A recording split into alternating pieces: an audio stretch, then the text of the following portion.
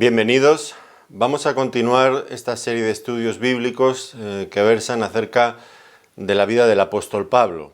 Por supuesto, no lo hacemos porque demos culto a la personalidad de nadie, sino porque el apóstol Pablo fue un hombre que realmente imitó a Cristo y pudo decir: sed imitadores de mí así como yo lo soy de Cristo. Él era un hombre como nosotros, sujeto a las mismas debilidades, a los mismos problemas, y su vida de fe y lo que él hizo y cómo lo hizo, pues por supuesto nos ayuda en nuestro caminar como cristianos también, y nos enseña cosas que nos ayudan también a vencer obstáculos y dificultades. En nuestro estudio anterior, si recuerdan, estuvimos hablando de la oposición y el sufrimiento que el apóstol Pablo enfrentó a lo largo de su ministerio, algo que cualquier creyente que quiera ser fiel al Señor, pues de alguna manera va a atravesar también dificultades de ese tipo. En esta ocasión, este estudio es complementario al anterior, tiene que ver con la actitud de Pablo frente al sufrimiento. Y esta es una cuestión que creo que todos necesitamos: cómo enfrentar el sufrimiento en la vida cristiana. Me refiero a aquellos sufrimientos que provienen pues de nuestro servicio, de nuestra fidelidad al Señor, o cuestiones en las que nosotros pues no tenemos una responsabilidad directa, aquellas cosas que nos pasan porque metemos la pata, porque somos tozudos, cabezotas, no queremos escuchar al Señor, pues eso tiene un procedimiento diferente. Ahora, el sufrimiento.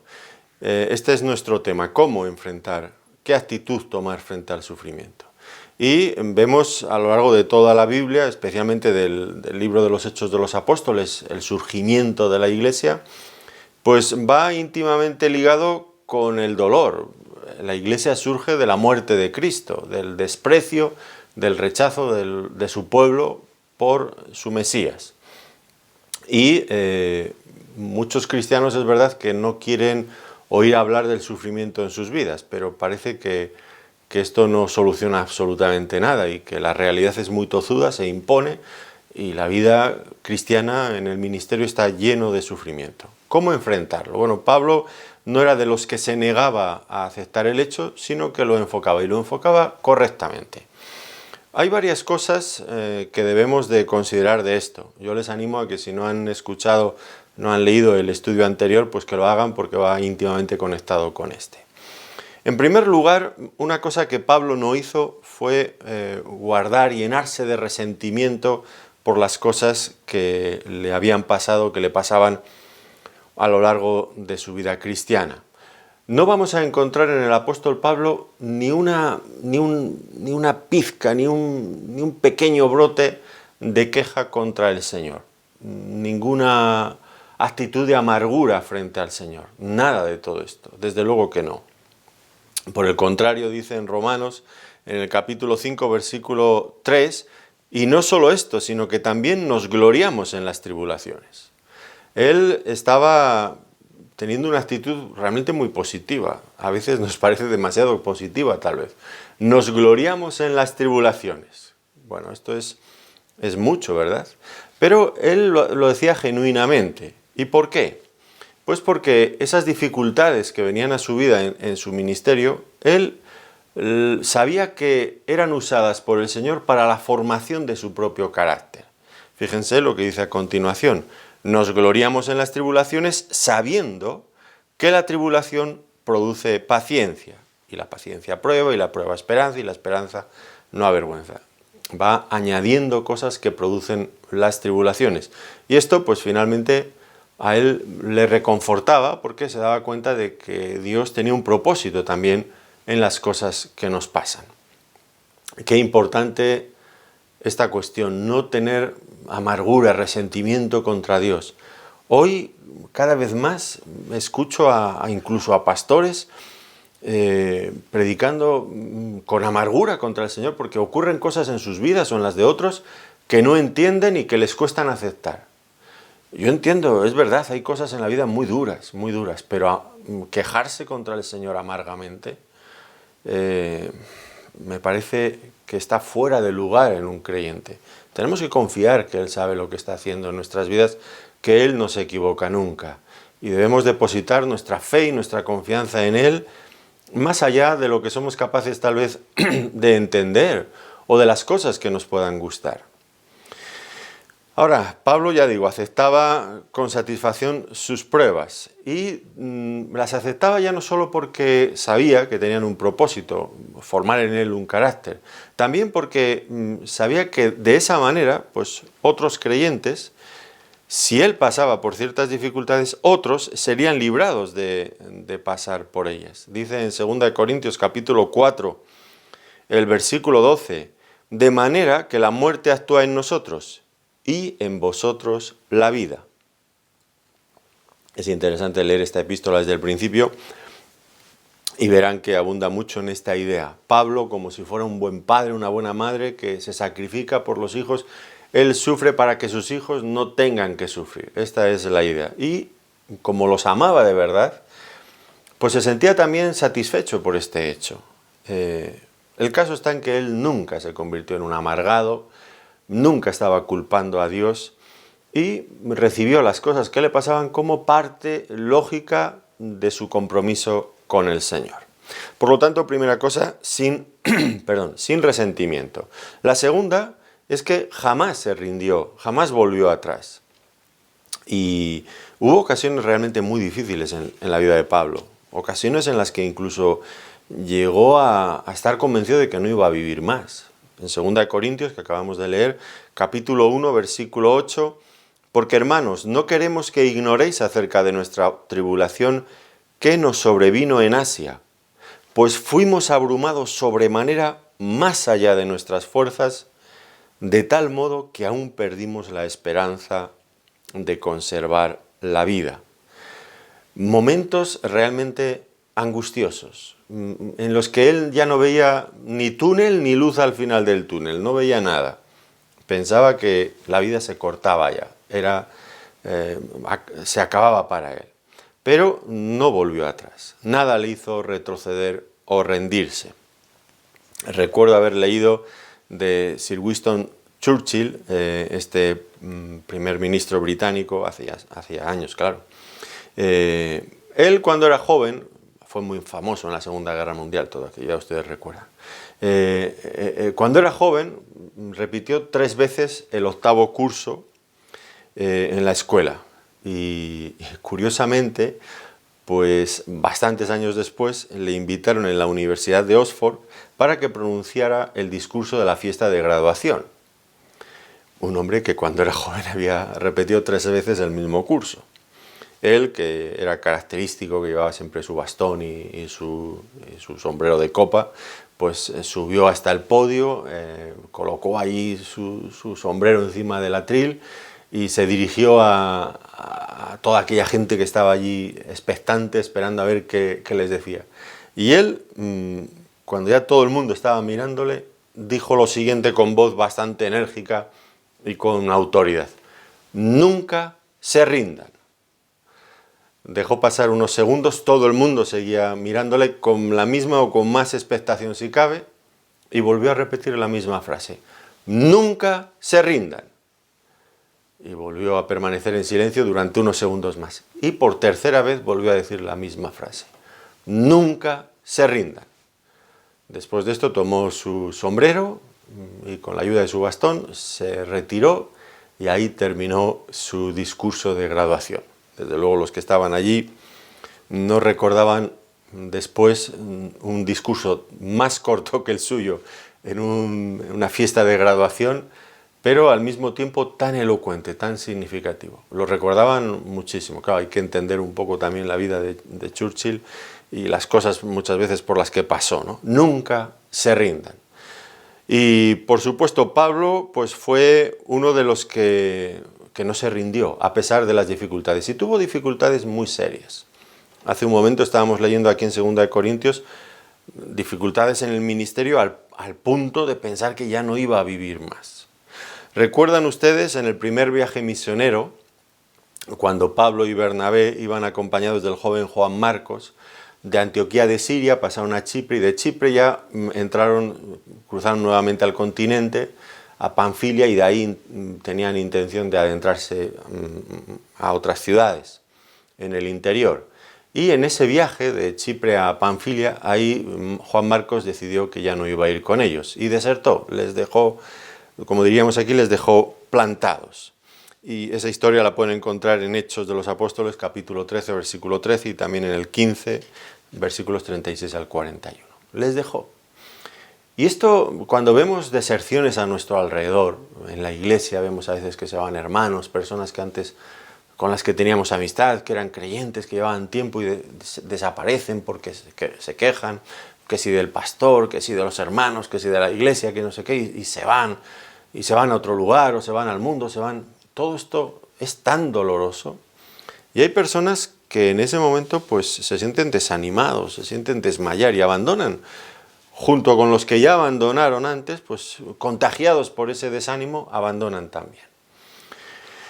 Y no tuvo que ser fácil, desde luego que no, para Pablo y Bernabé seguir adelante en esas circunstancias. Solos, abandonados, bueno, pues desde luego algo, y me imagino que de desánimo tuvo que de alguna manera atacarles. No sé si consiguió hacerles mella, pero no consiguió desde luego hacerles volver atrás, de ninguna de las maneras.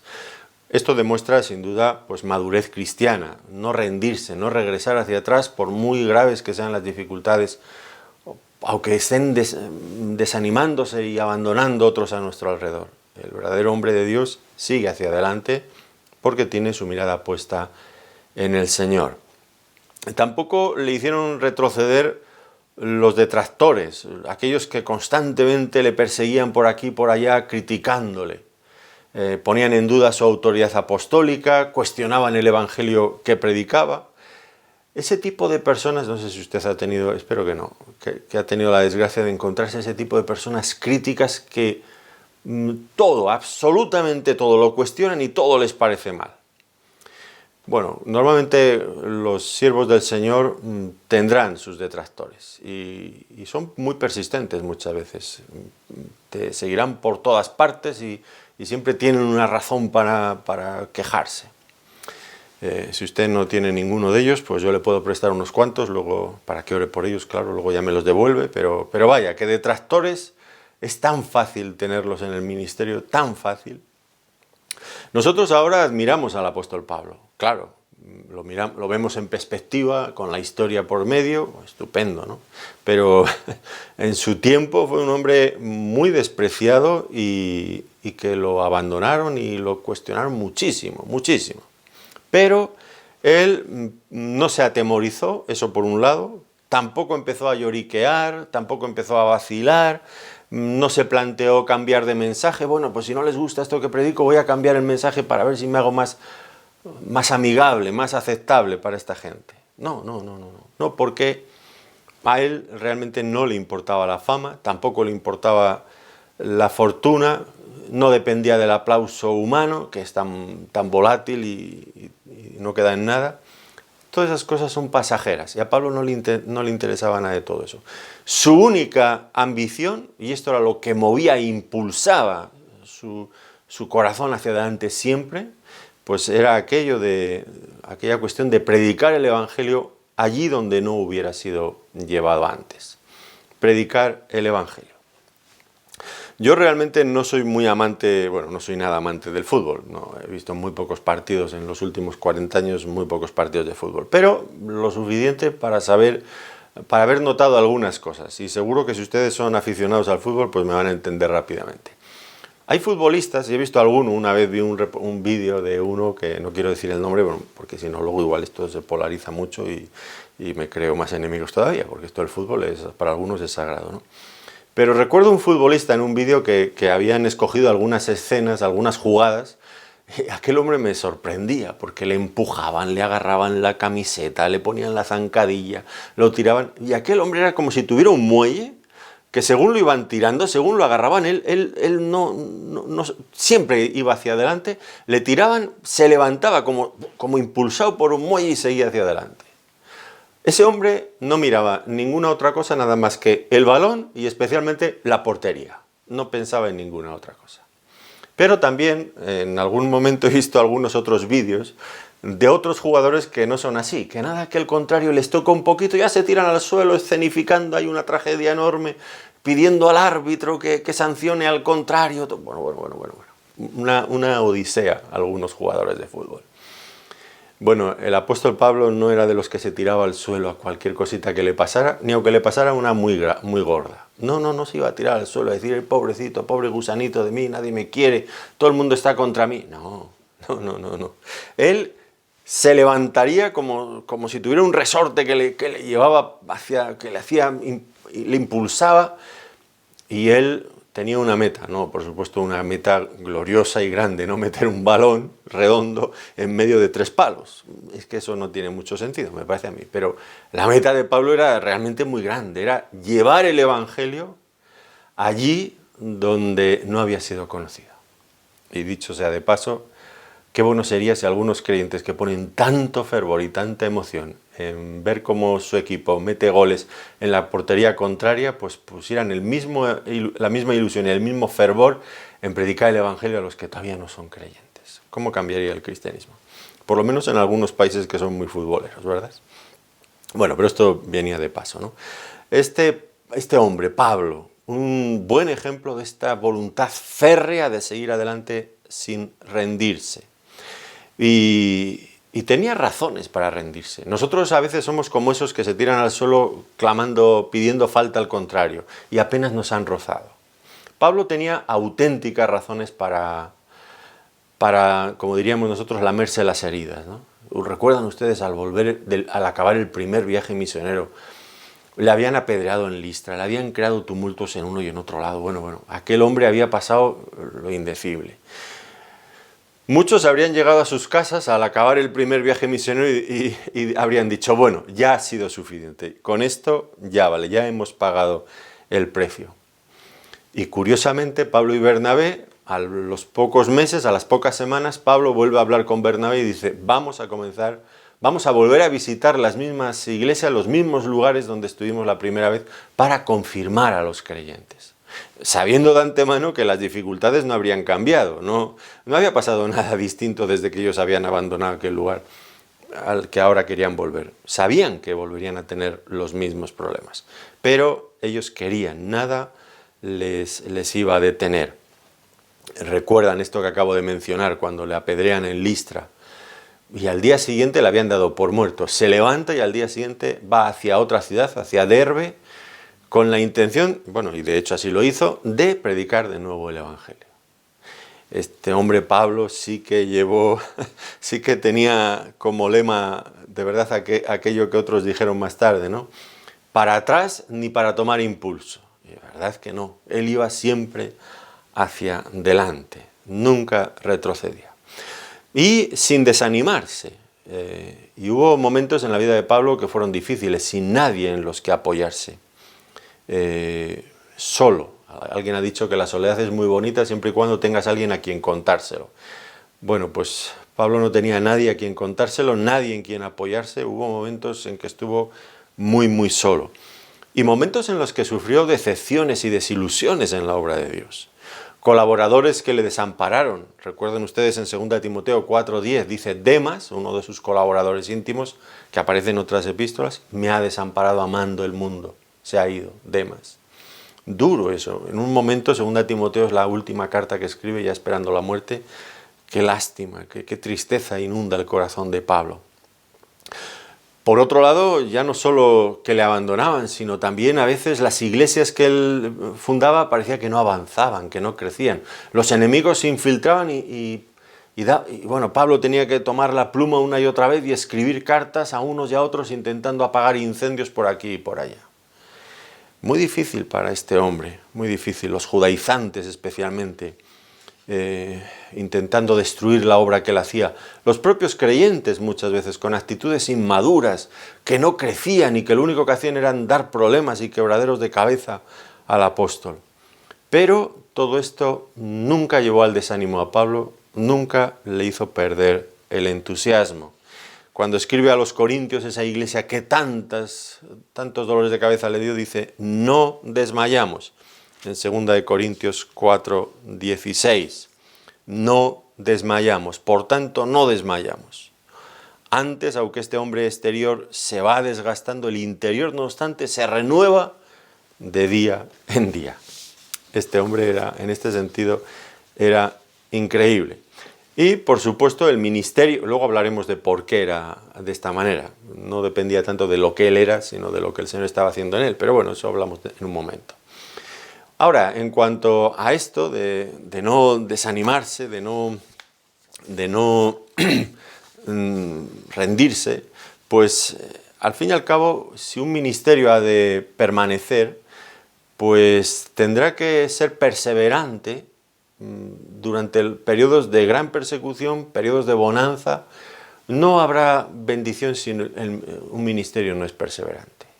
Aquí vivimos en una sociedad, a veces digo como la sociedad del microondas. Antes, cuando yo era niño, pues la leche se cocía en el fuego, se esperaba. Ahora lo metes en el microondas corriendo, lo pones a la máxima potencia, 1 minuto, ya estás esperando y casi ni lo dejas acabar, lo sacas el vaso rápidamente para bebértelo. Y así queremos que todo sea una sociedad de comida prefabricada, precocinada, todo listo para consumir sin esfuerzo y sin pérdida de tiempo. Pero en el ministerio cristiano no es así. Es necesaria la perseverancia en cualquier ocasión, ya sea en grandes dificultades o cuando todo el mundo nos sonríe y nos aplaude. No podemos ser vacilantes, no podemos estar un día para adelante, otro día para atrás. Esos ministerios no prosperarán finalmente. Otra de las características de Pablo es que él no permitía que sus circunstancias determinaran su actitud. En otra ocasión, ya en el segundo viaje misionero, cuando llegaron a Filipos, las autoridades, un tumulto allí, todo aquello que recuerdan, lo pueden leer en Hechos de los Apóstoles, capítulo 16. Finalmente, después de azotar con varas a Pablo y a Silas, pues los encarcelaron en la cárcel, en la celda de seguridad de más adentro, ¿no? Bueno, pues me imagino que las heridas al rojo vivo, en carne viva probablemente, y en una celda oscura, mugrienta, húmeda, con la compañía de otros presos en otras cárceles que seguramente vete tú a saber qué les decían. Pero Pablo y Silas dice que oraban y cantaban himnos al Señor. Es decir, no dejaron que sus circunstancias determinaran su actitud frente al servicio, frente al Señor, frente a la vida. En quinto lugar, mostraban también contentamiento en la adversidad. Cuando escribe a los filipenses, una carta que él les dirigió desde la cárcel, llevaba ya tiempo encarcelado, pues tenía que ser difícil. Pablo lo repite en varias ocasiones, al menos en 3 veces, que estaba encarcelado. Y tuvo que ser realmente muy angustioso para un hombre como Pablo, tan dinámico, que siempre estaba proyectando cosas nuevas, moviéndose de aquí para allá, pensando en nuevas ciudades, en nuevos retos evangelísticos, en la fundación de iglesias, en la predicación cada día en las plazas, en las calles. Un hombre así, de repente, como un pajarillo que le gusta la libertad y lo encierras en una jaula, pues aquel hombre, aquello tuvo que ser demoledor para él.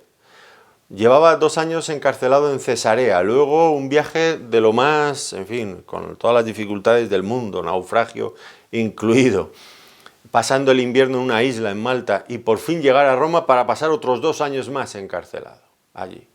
Y un hombre de esa vitalidad, de esa energía, con esa ilusión siempre por ir hacia adelante, lo encarcelas, pues tenía que ser algo frustrante en cierto sentido, ¿no?, para el apóstol Pablo.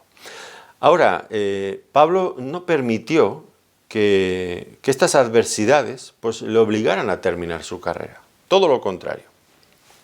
Cuando leemos las epístolas del cautiverio, pues Filipenses, pueden leer también Efesios y Colosenses, Primera Timoteo, bueno, pues ustedes van a encontrarse o Segunda Timoteo, que ese ya es otro encarcelamiento, pues van a encontrarse que es un hombre que no se ha rendido de ninguna de las maneras, Es más, la ilusión que tenía por servir al Señor y el propio Señor hizo que aquella circunstancia tan adversa, tan negativa en principio, fuera transformada por completo, de tal manera que aquella celda oscura, pequeña, en la que él pasaba sus días de cautiverio, pues se convirtió nada más y nada menos que en el cuartel general desde el que Pablo dirigía una extensa actividad misionera por todo el mundo conocido entonces. Es verdad, tenía colaboradores que iban, que venían, y él los dirigía desde allí. Iban a una iglesia, iban a otra, estaban, en fin, trabajando duramente. Pablo dedicó muchísimo tiempo a la oración en aquella celda. Todas sus cartas en esta época, bueno, todas en cualquier momento, pero especialmente en esta época, vemos que Pablo era un hombre que oraba intensamente por los hermanos. Y la oración, cuando oramos, dejamos a Dios actuar. Cuando actuamos nosotros, actuamos nosotros. Pero la oración lleva a Dios a actuar, y eso es infinitamente mejor y más poderoso. Pues Pablo no se dejó hundir por esto. Dice también que en Filipenses, en el 1:13, de tal manera que mis prisiones se han hecho patentes en Cristo en todo el pretorio y a todos los demás. Es decir, toda la guardia pretoriana de los romanos, pues habían escuchado el Evangelio. Claro, él tenía, no sé cada cuánto tiempo cambiaban los turnos de soldados que que estaban encadenados con Pablo para que no se escapara. Pero si no se escapaba Pablo, tampoco se escapaba el guardia, el soldado. Así que Pablo aprovechó aquellas oportunidades para predicar el Evangelio. Dice, todo el pretorio ha escuchado el Evangelio. No había nadie que no... Y algunos parece ser que sí que aceptaron el Evangelio. Así que tuvo fruto también.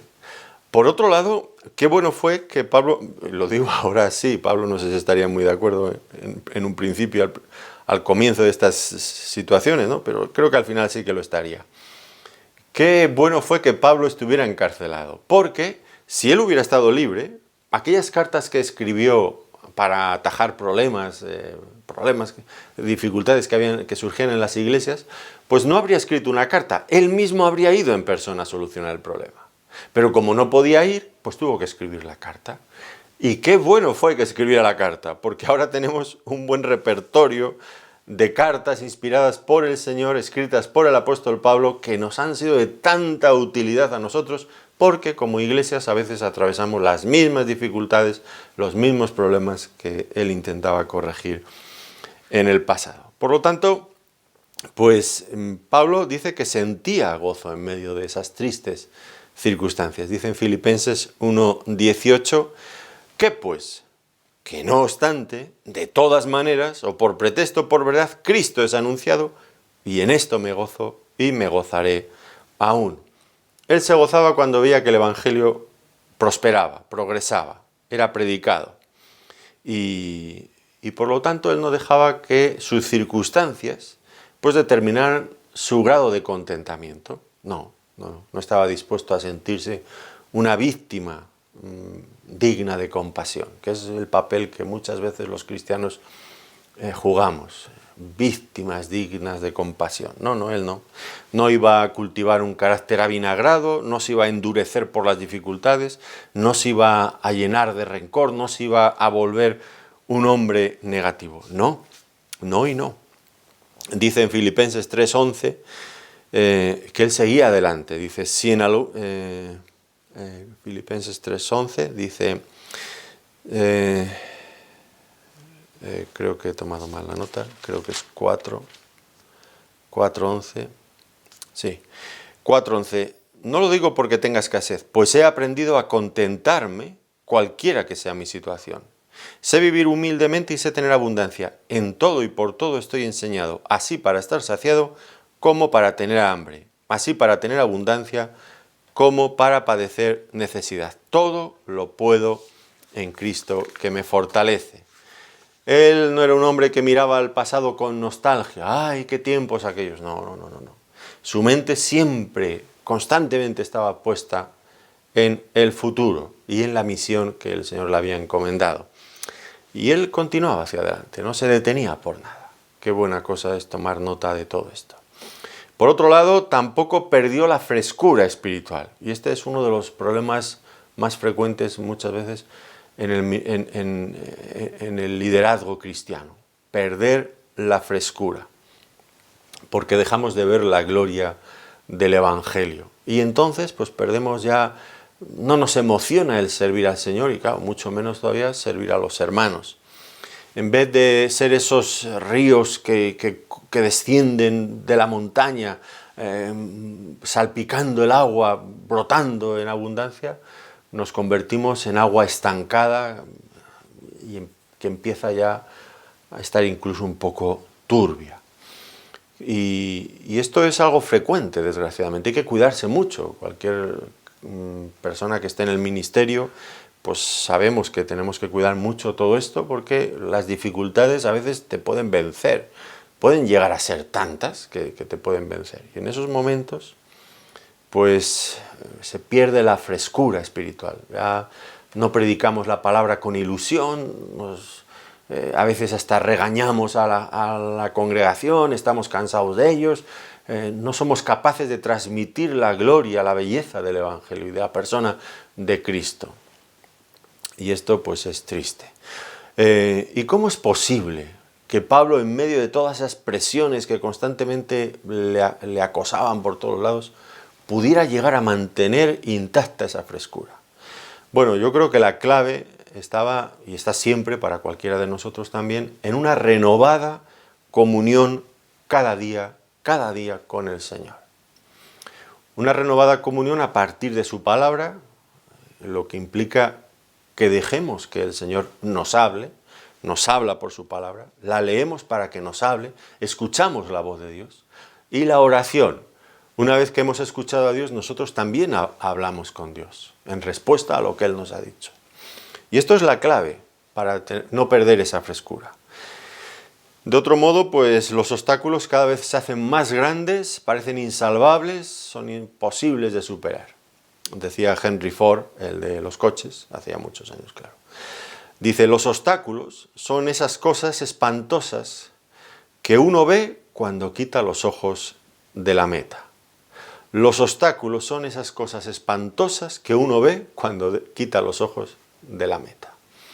Y es verdad, cuando dejamos de ver la meta, el propósito final a donde avanzamos constantemente, el futuro que nos espera con el Señor, cuando dejamos de ver eso, pues lo que vemos son los obstáculos y entonces nos chocamos contra ellos. Recuerdo cuando yo estaba sacándome el carnet de conducir, hace ya también muchos años, claro, pues el profesor que yo tenía, yo iba a montar en el coche conduciendo, él iba a mi lado, claro, y me llevó por un camino que había un túnel, pero estrechísimo, apenas pasaba el coche, justito. Y entonces el profesor, pues ya estaba acostumbrado a llevar a los alumnos por allí y ya sabía lo que hacían todos, que es lo que hice yo, claro. Empecé a mirar a los lados a ver si le doy, si no le doy. Y el profesor me dijo, deja de mirar a los lados y mira al frente. Porque si miras a los lados les vas a dar. Mira al frente. Y es verdad, mirando al frente es cuando te conduces en línea recta. Como mires a los lados, tuerces para un lado, tuerces para otro, al final le das. Claro que le das. Pues Pablo no miraba los obstáculos, Pablo miraba la meta. Nosotros debemos de mirar la meta, debemos de mirar al Señor, puestos los ojos en Jesús, el autor y consumador de la fe, el cual por el gozo puesto delante de él sufrió la cruz, menospreciando el oprobio. Bueno, ya saben ustedes, eso está en Hebreos en el capítulo 12 y en los primeros versículos, versículo 2. Considerad a aquel que sufrió tal contradicción de pecadores, hasta que vuestro ánimo no desfallezca. Es mirando a Cristo. Y eso era lo que hacía el apóstol Pablo.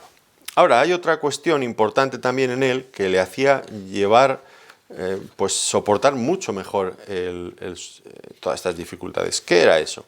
Bueno, pues entender el propósito del sufrimiento. Eso también ayuda, qué duda cabe. ¿Y qué propósitos veía Pablo para el sufrimiento? Bueno, en primer lugar, sufrir nos capacita para consolar a otros. Si un padre ha perdido un hijo, ese hombre probablemente esté, y lo supera, claro, pues probablemente esté infinitamente mejor preparado para consolar a otro padre que ha perdido a su hijo también, y ayudarle a sobrellevar esa pérdida. Eso es lo que Pablo decía en 2 de Corintios, capítulo 1, versículos 3 y 4.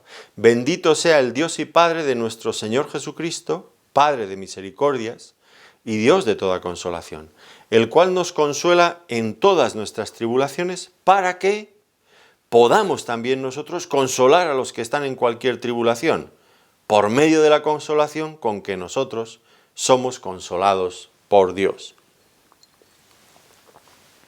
Por lo tanto, el sufrimiento nos permite consolar a otros. Y Pablo lo asumía con tanto gozo, ¿no?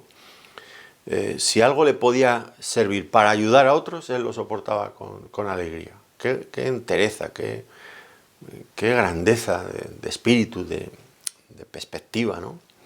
En segundo lugar, el sufrimiento nos enseña a esperar en Dios. En 2 Corintios también, capítulo 1, versículo 9, pero tuvimos en nosotros mismos sentencia de muerte para que no confiásemos en nosotros mismos, sino en Dios que resucita a los muertos. Y este versículo ya lo hemos mencionado antes. Hubo un momento en que el apóstol llegó al punto en que había perdido incluso la esperanza de vivir. Y entonces aprendió a confiar en Dios. Dios le mostró entonces su poder extraordinario. Estas experiencias hay que seguramente vivirlas para entenderlas en su verdadera dimensión. Yo recuerdo, perdonen que les hable de mi experiencia en este momento, pero recuerdo un tiempo en mi ministerio muy difícil, que me sentí de la misma forma, que pensaba que mi fin había llegado. Empecé a perder peso, pero a unos pasos agigantados. Mi salud se vio quebrantada por todos lados. Fui al médico, me hicieron pruebas, me pronosticaron pues cosas muy tristes. Y yo llegué el momento, en 7 ocasiones diferentes, a lo largo de meses, que me quedé absolutamente sin fuerzas. Los que me conocían antes de aquello, pues sabían que yo era una persona muy dinámica, con mucho ímpetu, con mucha fortaleza, pero aquello, cuando vienen problemas de iglesia y vienen personas que tienen deseos de acabar con alguien o con algo, acaban. Y aquello fue terrible. Yo, como una especie de vegetal sin vida pegado al suelo, imposible. Pero curiosamente, en todas esas ocasiones, llegaba un momento que cuando ya no podía absolutamente nada más, algo que yo no podría explicar surgía dentro de mí con una fuerza, con un poder que me ayudaba, que me llevaba a continuar hacia adelante. Y lo recuerdo, ya digo, por 7 veces por lo menos. Y al final, bueno, los problemas se fueron y mi salud revivió y yo volví a engordar también. Y todas las cosas que me había quitado aquello, pues gracias a Dios. Pero la verdad es que a partir de entonces mi vida cambió. Yo antes era más autosuficiente, dependía más de mi propia capacidad. Pero después de aquello uno valora la vida, valora las fuerzas propias de otra forma y entiende el poder de Dios de otra manera. Nuestra debilidad y los sufrimientos nos enseñan a esperar en Dios y también a confiar en su poder. Además, y esto también lo aprendí, nos libera del orgullo. No quiero decir que ya no tenga orgullo, por supuesto eso está en el ADN, en la naturaleza caída de cada ser humano, en la mía también, por supuesto que sí. Pero el sufrimiento en alguna medida nos ayuda, nos libera del orgullo y nos hace depender de Dios. 2 Corintios nuevamente, capítulo 12, versículo 7, como ven, en el estudio anterior en estamos citando bastantes veces 2 Corintios, porque Pablo ahí es una carta muy personal donde él está hablando de lo que siente, de lo que pasa, de lo que le ocurre. 12:7 dice allí: y para que la grandeza de las revelaciones no me exaltase desmedidamente, me fue dado un aguijón en mi carne, un mensajero de Satanás que me abofetee, para que no me enaltezca sobremanera. Ustedes pueden imaginar que un hombre que había tenido las revelaciones que Pablo había tenido, que tenía ese currículum vitae tan grande, tan brillante, pues podría sentir cierto orgullo cuando hablaba con uno y con otro. Y dice, para que eso no me pasara, pues el Señor me dio un aguijón, permitió este aguijón. Y yo le pedí a Dios que me librara de él. Y el Señor le dijo, bástate mi gracia porque mi poder se perfecciona en las debilidades. De esa manera ya no me podía enorgullecer, gloriarme en lo que yo soy, sino que tenía que depender y gloriarme exclusivamente del poder de Dios. Claro, Satanás había puesto aquel aguijón en su carne para destruirle, y para que abandonara el ministerio, pero Dios estaba teniendo unos propósitos muy diferentes, que era formar y enseñar cosas al apóstol Pablo en esa situación. Y él aprendió en ese momento pues a no cambiar de actitud en el sentido de no rendirse, como hemos visto antes, pero aprendió algo también muy importante. Y es que, y esto lo tenemos que aprender también nosotros, Dios no va a cambiar nuestras circunstancias en la mayoría de los casos. Pablo pidió, Señor, quítame el aguijón. Y el Señor le dijo, no.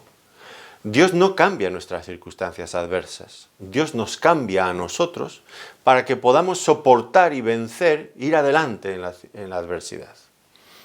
Muy importante, Dios no cambia muchas veces nuestras circunstancias adversas, sino que nos cambia a nosotros para que las podamos sobrellevar. Y nosotros, pues a veces inadecuadamente oramos al Señor, quita estas circunstancias, cuando deberíamos de estar orando probablemente, Señor, cámbiame para que esta circunstancia no sea un problema para mí, para que yo pueda avanzar en medio de estas circunstancias adversas. Y entonces también aprendió Pablo, llegó a comprender que nuestra mayor fortaleza, y esto suena un poco paradójico, nuestra mayor fortaleza se encuentra en nuestra debilidad. Eso es lo que nos hace realmente efectivos. En nuestra debilidad reconocida en oración y con humildad delante del Señor. Señor, soy débil, dependo de tu gracia. Y entonces los inmensos raudales del poder de Dios llegan hasta nosotros y fluyen allí donde hacen falta. Y ya lo hemos visto antes, pero no lo hemos leído del todo. En 2 Corintios capítulo 1 hemos leído el versículo 8, pero el 9 dice, pero tuvimos en nosotros mismos sentencia de muerte para que no confiásemos en nosotros mismos, sino en Dios que resucita a los muertos, el cual nos libró y nos libra, y en quien esperamos que aún nos librará de tan grande muerte. Él se sintió morir, como decíamos hace un momento, pero eso le llevó a confiar no en sus fuerzas, sino en el poder de Dios. ¿Y entonces qué descubrió? Descubrió que ese poder de Dios era el mismo poder que había resucitado a Cristo de entre los muertos, la mayor señal de poder que ha conocido este universo, la resurrección de Cristo de entre los muertos. Y dice, y ese poder está a nuestra disposición. Por eso luego más adelante en Éfeso, a los creyentes en Efesios, les escribe para que conozcáis el poder de Dios que levantó a Cristo de entre los muertos y le llevó a la gloria y le sentó sobre todo nombre que se nombra en este mundo y en cualquier otro siglo venidero. Y ese poder es el que descubrió Pablo precisamente a partir de su debilidad. Otra experiencia similar fue la del rey David, en un momento también muy angustioso. Sus hombres estaban pensando en apedrearle, las cosas habían ido muy mal. Aquella invasión que habían sufrido, creo que era de los amalecitas, en 1 Samuel capítulo 30, versículos 1 al 6. Y entonces dice allí, David, cuando todos querían apedrearle, sus propios hombres, dice, se fortaleció en Jehová su Dios. Nuestra fortaleza está en el Señor. Y entonces descubrimos que nos libró, nos libra y en quien esperamos que aún nos librará. Claro, todo esto que estoy intentando explicar es difícil de entender porque vivimos en una sociedad donde si algo se adora y se enaltece es el poder, ya sea el poder militar, intelectual, económico, científico, cualquier tipo de poder. Eso es lo que este mundo valora. Y que ahora este pobre predicador esté intentando convencerles de que el mayor poder está en reconocer nuestra debilidad, pues puede no encajar. Pero lo encaja, si lo piensan bien. Reconocemos nuestra debilidad en oración pidiéndole al Señor que la supla con su poder. Y entonces es cuando eso resulta efectivo y es imparable. Y dice aquí, ¿no?, que ese poder se manifiesta levantando al Señor Jesucristo de entre los muertos. de tal modo que Pablo mismo esperaba que si aún él muriera, Cristo lo levantaría de entre los muertos. Que quizás algo de esto le pasó.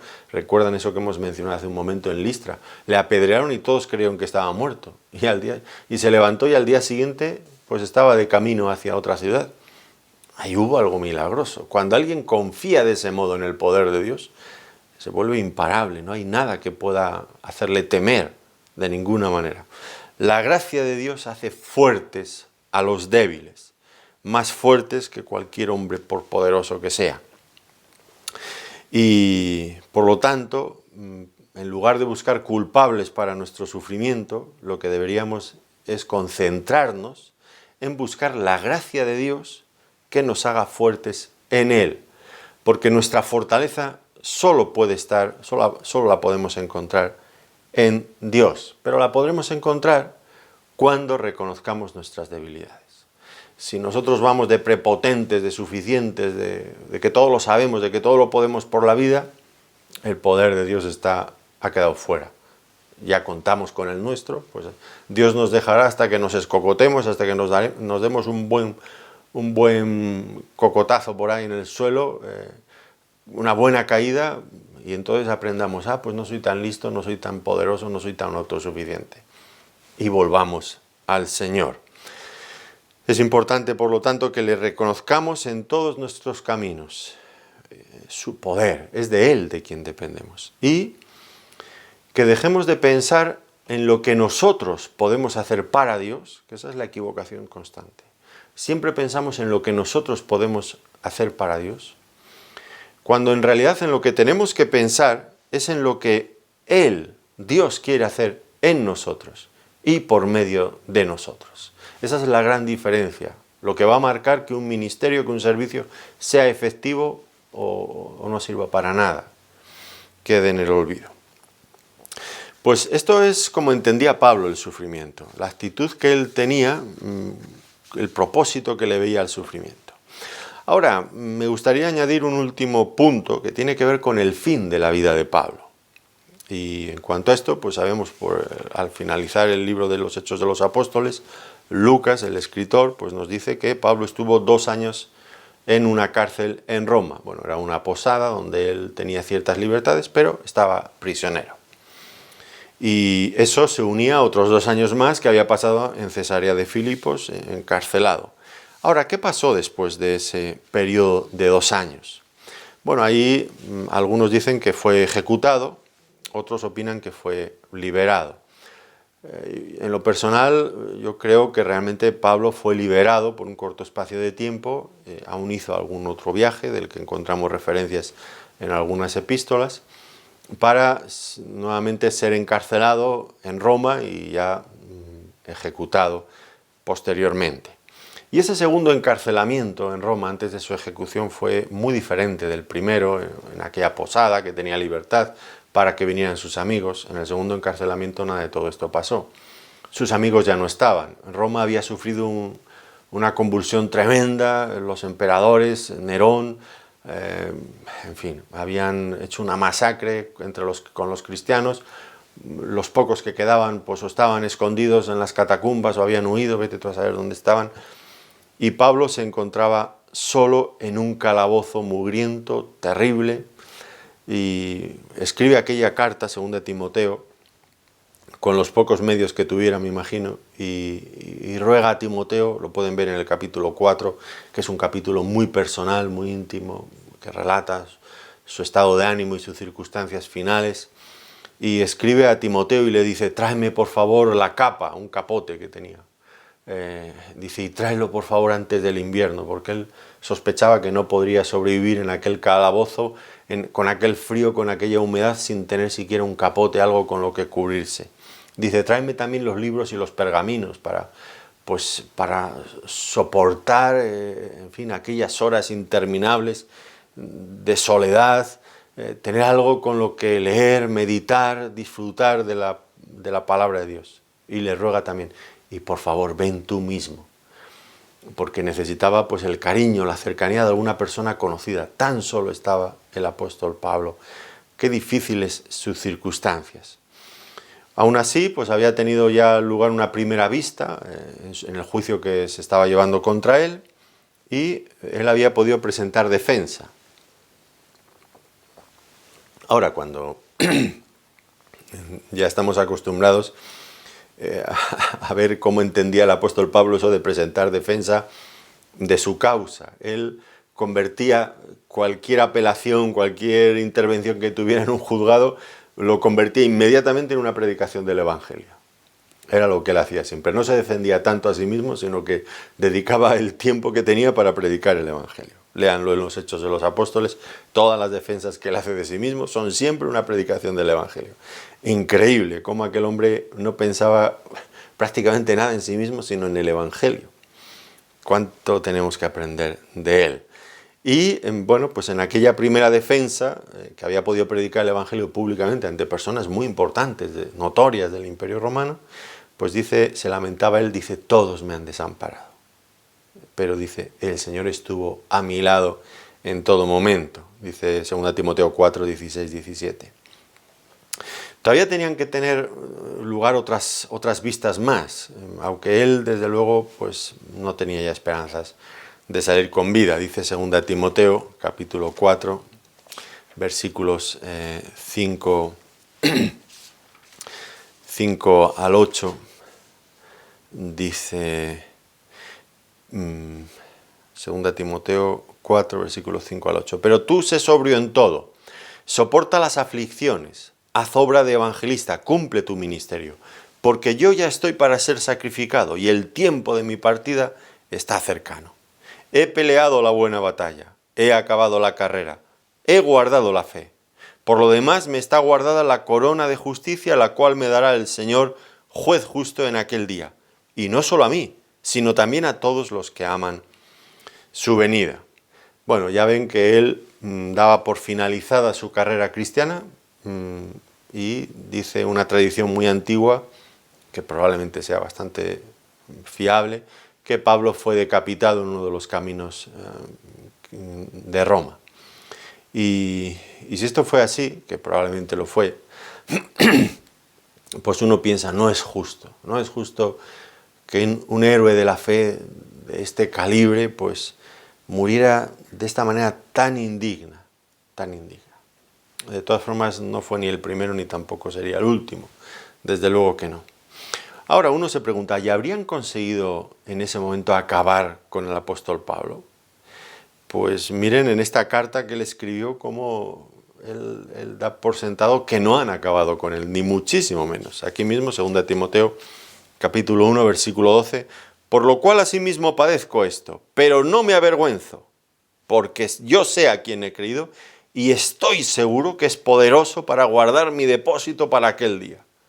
Claro que no lo habían vencido, él estaba intacto en sus ánimos y en su confianza. Nadie podría separarle de Cristo, nadie le haría perder su depósito, porque su depósito no estaba guardado en ningún banco terrenal, sino que estaba guardado en Cristo, en Dios.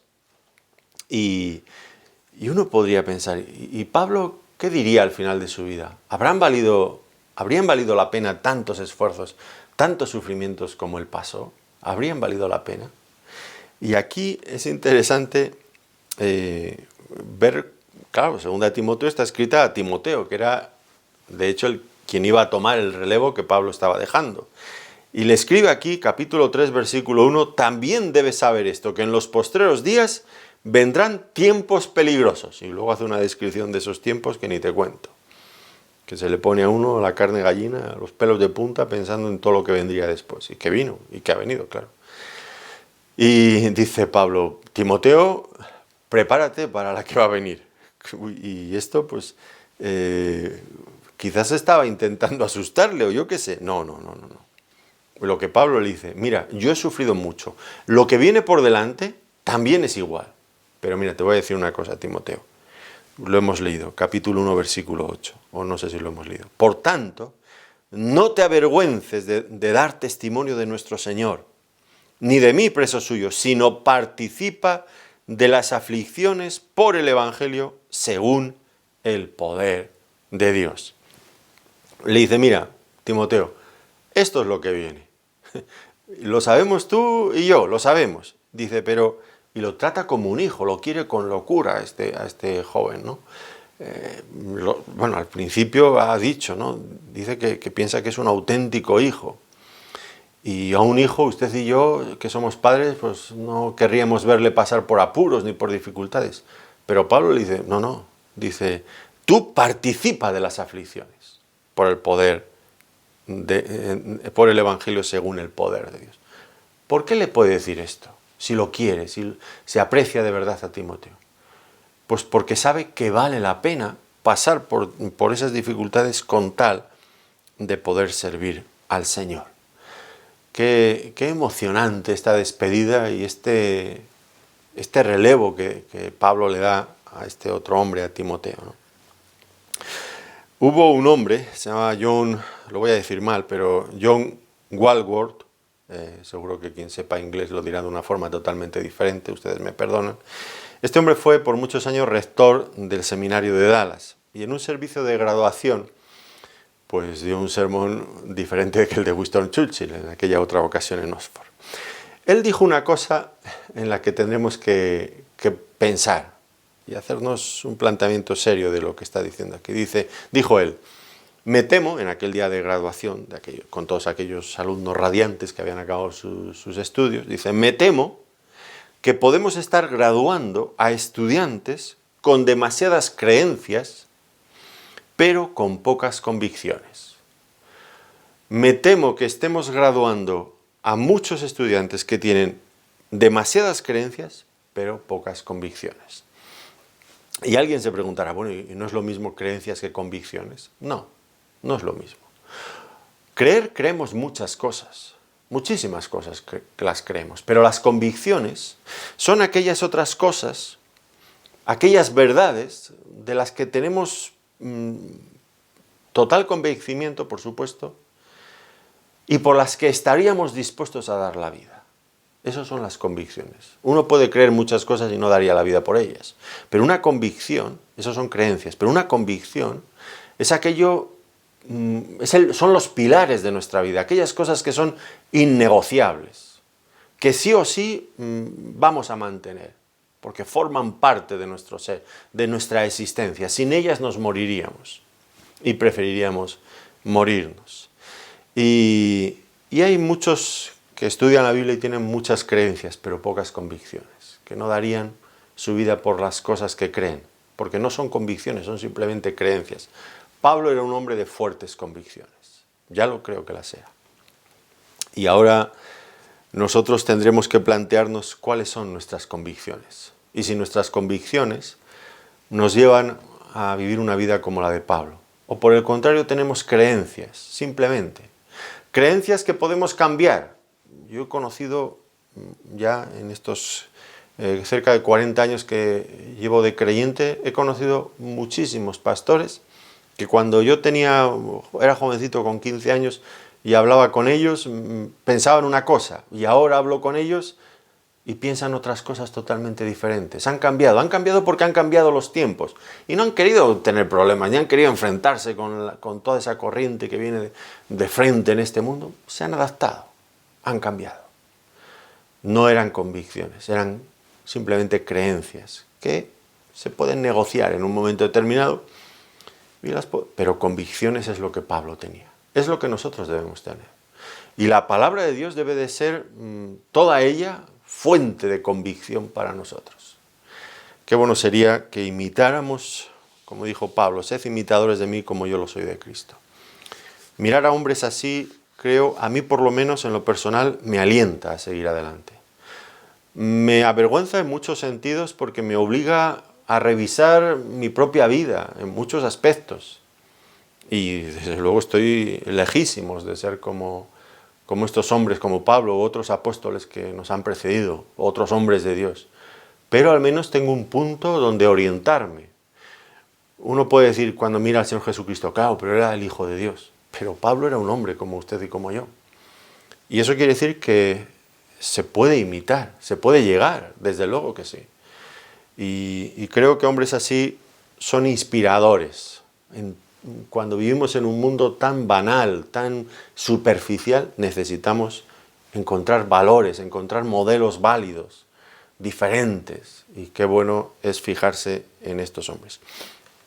Pues les animo a que consideren todas estas cosas, revisen sus puntos de vista, sus convicciones, sus creencias a la luz de la palabra de Dios, tomando nota también de estos hombres que nos han precedido, que han dejado el listón alto y que nos sirven de inspiración y de orientación. Y que cada uno de nosotros, con la ayuda del Señor, el poder del Señor, podamos ir adelante en el camino cristiano para que podamos terminar también nuestra carrera como Pablo la terminó, seguros de que la hemos terminado bien. Pues que el Señor nos ayude mucho en este propósito. No quiero dejar de agradecerles que nos hayan querido acompañar en este tiempo de estudio bíblico. Que el Señor les bendiga muy ricamente. Muchas gracias por acompañarnos.